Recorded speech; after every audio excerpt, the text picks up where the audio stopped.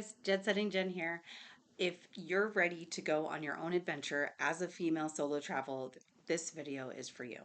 So today we're talking about real practical solo female travel tips, everything you need to know to stay safe, have an amazing time, and of course, travel smart.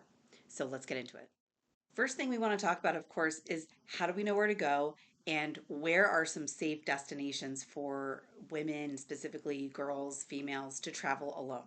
Well, if you're in my age bracket of about mid to late 30s, probably going out late at night is not a huge deal to you. So if it's not, this of course is going to open a lot of doors. Keep in mind that for the average person, many countries fall into the safe category.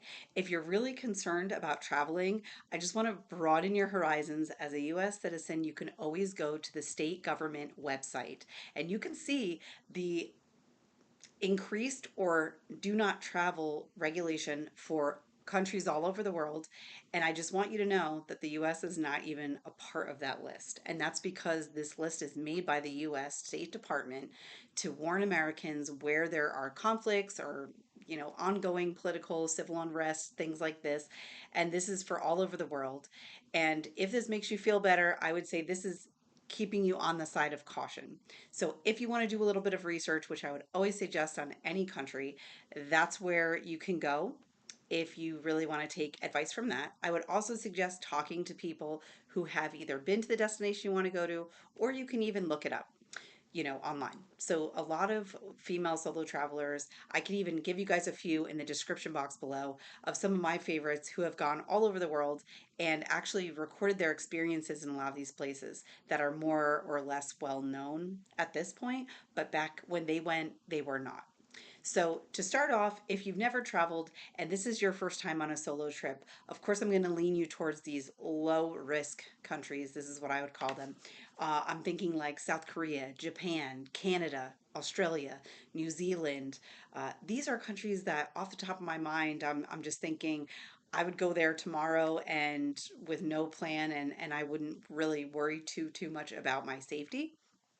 If you are a little bit more of an experienced traveler and you're looking for more of a cultural experience, South America is really a great place. And so are a lot of places in Asia. I know people don't really talk about going to like China or Malaysia. A lot of people are going to like Bali or the Philippines, which are fine. But me personally, I would say as a female traveler going alone, I maybe would bring a friend if that's an option, of course. I mean, I understand it's not an option for everyone. If it's an option to bring a friend, this could be a great way to kind of ease into traveling as a solo female traveler, but kind of taking your training wheels off maybe for the next trip, but for this first trip, you do have that extra friend there. And I mean, this friend can be whoever you want. Could be a boy, could be a girl, could be a family member. So just keep that in mind. Like if you're looking to do this long term, you can definitely ease into it this way. Okay, next we're talking about smart handling for money and or smart packing. So just generally, I want you guys to think about the fact that you're going to be in a foreign country. So really you need to take anything that you would normally need at home, but now I want you to kind of level up your awareness to if you were traveling within the US and you didn't know that place, you didn't know the streets, you didn't know the areas, you didn't have any friends there, how would you travel? Well, I'm assuming you're not going to do what you would do in a foreign country because I would tell you right now, most of these countries that you're probably looking at going are more or less dangerous than the United States. So, right off the bat, if you take just general common sense awareness and a couple extra seconds to just think about where we're going, plan out your route, have some backup options, you know, nothing wrong with that in anywhere you go. So first I would suggest to hide any money in your shoe. This could be US dollars, this could be local currency, in your sock or between the sock and the shoe. This is a really great trick. If anything happens, you know you have that extra money there, and of course take it out when you go to your wherever you're staying. But that could be a great way to just hide extra money that you don't want to leave lying around like a hotel or an Airbnb. and you have it on you, but it's not in such an obvious place. Another thing I've seen travelers do is do it in the lining of like a jacket. For example, if you're going to a rainy or colder destination, a lot of those jackets have pockets over here on the inside specifically. And that's where I would also suggest, or like a liner on the side. I've also seen that. So these pockets zipper. So that's like really great for, again, carrying card, carrying cash. Um, and I would never bring a lot of cash either. I would say just enough to get you out of a bind. Most countries nowadays are taking credit cards for everything. So if you want to be smart about the credit cards, I would definitely suggest to bring more than one, but not more than like two or three. And I would also suggest to let your card carrier know that you're traveling. You can do this easily by calling the 800 number right on the back, letting them know that so they know that you're traveling and they won't block your purchases. Also, having copies of everything. Nowadays, no one even carries paper. Except for me, I guess. But no one carries paper, so you can also consider just having copies of your travel credit cards front and back, like maybe in your Google Photos or your Apple Photos on your phone, as well as your passport or another form of ID, your driver's license, things like this, just in case something happens to any of them, that you do have backup copies, whether they're paper, whether they're digital, or they're saved to a cloud. That's even better, because then you can always go print them out somewhere if, worst case scenario, something happens to any of your cards or identification. So next section here, we're talking about how to stay confident and how to feel like just generally aware of where you are, even when you feel maybe a bit uncomfortable in that place. First thing I'm going to suggest is never tell anyone where you're staying. You're traveling in a place by yourself. It doesn't matter how safe the country is. It could be the town next to where you live. The reality is nowadays you just don't want to give out that information. So never tell them, you know, a person that you don't know, that you've just met, for example, full name, any other personal information about you. You could say, "Hey, my name is Jen. I'm from the United States."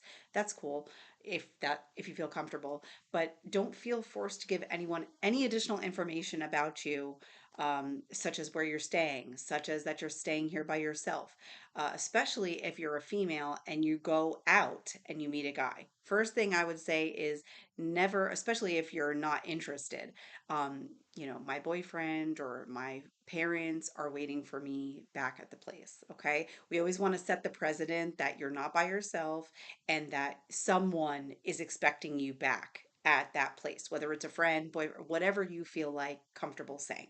Okay. Another thing I would suggest is to carry a battery pack. That's always great because, and a cord, of course, because if you get stuck somewhere and your phone is dying this way, that never happens. You always have a way to contact somebody. And I would suggest either getting your phone plan international or having a SIM card. This way you have Wi-Fi everywhere or service, one or the other. And this way you can call, really anyone that you would need to get a hold of. Um, another thing I would suggest is if you are traveling alone, but you do kind of crave that companionship, is stay at a hostel, stay at a shared place, because these are usually other travelers that are by themselves, and they're going to be more than willing to connect with someone as well, and maybe hang out together. I've done this before multiple times in different countries where, I would stay at a hostel, I would go on a tour, I'd meet a bunch of friends. Some of these people I still am in contact with, 10, 15 years later. So, I mean, never discount the fact that other people are going to be traveling alone and that you can meet them in a similar environment and, kind of help each other stay safe and, of course, have a great time. So now we're talking about ways we can meet people and build connections while we're traveling by ourselves. My first and foremost, of course, is going to be coffee shops. Coffee shops and bookshops are like my two favorite places to hang out when I'm traveling.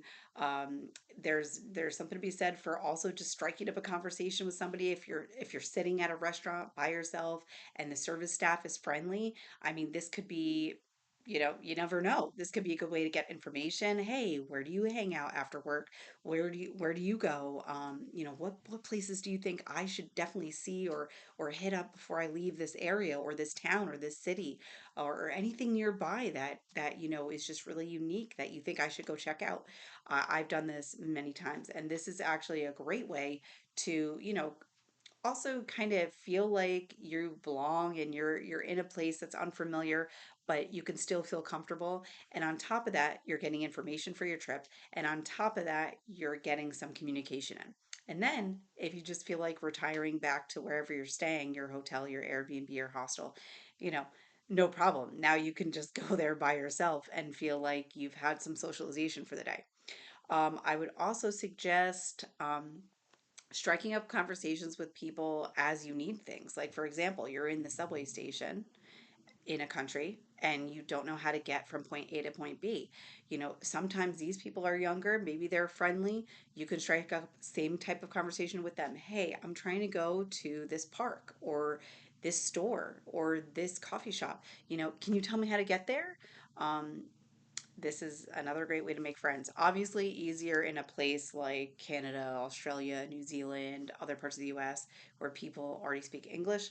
But if you speak a second language, this is a great way to practice, as I learned when I went to Mexico and I'm learning Spanish. So, just to throw that out there, this is another great way to make some connections while traveling.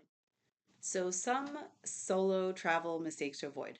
Just to touch on this one more time, I want you guys to be aware that the state government website is sometimes a little bit overbearing, okay? Because you can go on that website and see that there's all these, level 3 or level 4 advisories on countries that it's really not as bad as we think it is, right? You could also easily go online and say, okay, I want to travel to South America, and look up solo female travel to South America and find all these people saying crazy things about how dangerous it is. And then you could go there yourself and be like, what was I so worried about? So again, I would say most importantly, always have backup money or a way to get it. Always be in contact with family or friends, whether it's through WhatsApp, WeChat, having cell service, bouncing off other people's Wi-Fi, like at an Airbnb or hotel Wi-Fi, and then maybe you go to a coffee shop, you jump on their Wi-Fi. You know what I mean? Just always staying in contact with people. If you are traveling just completely by yourself, always have extra money.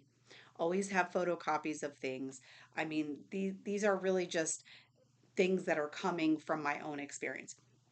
Also, like I just mentioned, if you really want to go to a country, just do your research. Do your research, do your research. Because sometimes you'll find things online that are just completely untrue about countries. And then you won't go there because now you've seen something and you're scared and you've scared yourself out of even going.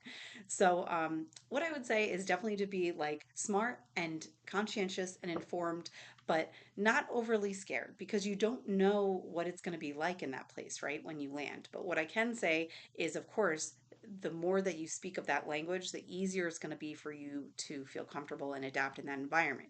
Even if, let's say, you're American and you go to Canada and you don't speak French, but you're going to the French side, for example, it doesn't mean that they won't understand you in English, but it does mean that they're going to have signs in other languages. And this could be maybe, again, if we're talking about a stepping stone to going somewhere further. We're going to talk about right now quickly is just some places that are currently experiencing some serious conflict or other political issues and we want to completely avoid.